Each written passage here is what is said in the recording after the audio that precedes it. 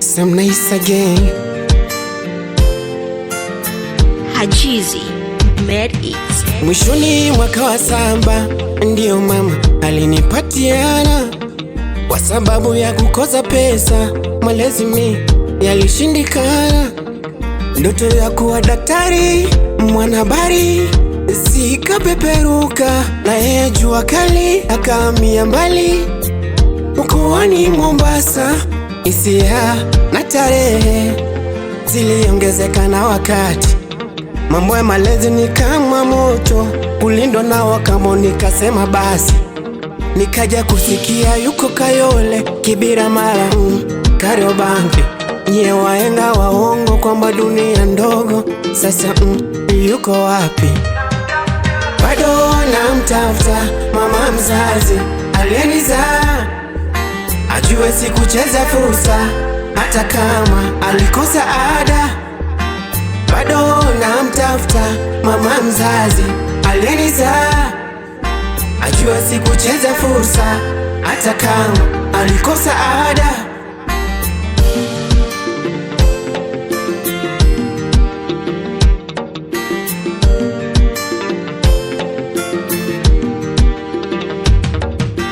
Mara ya mwisho kumwona ilikuwa Januari, aliandika ujumbe ili kusoma nyuma ya daftari.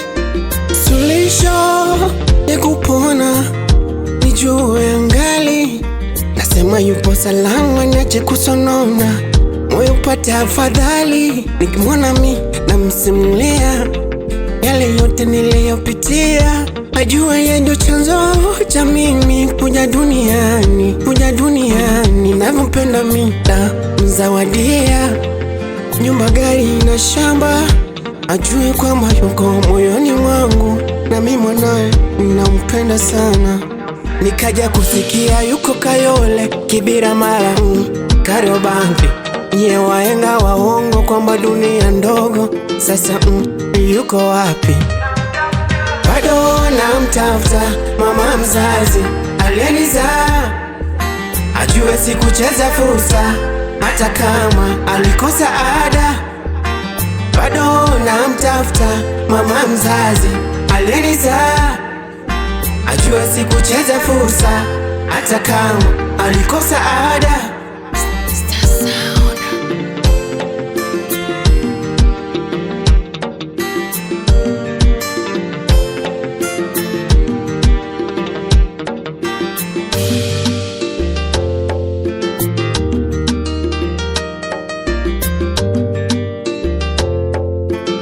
Hajizi Made It.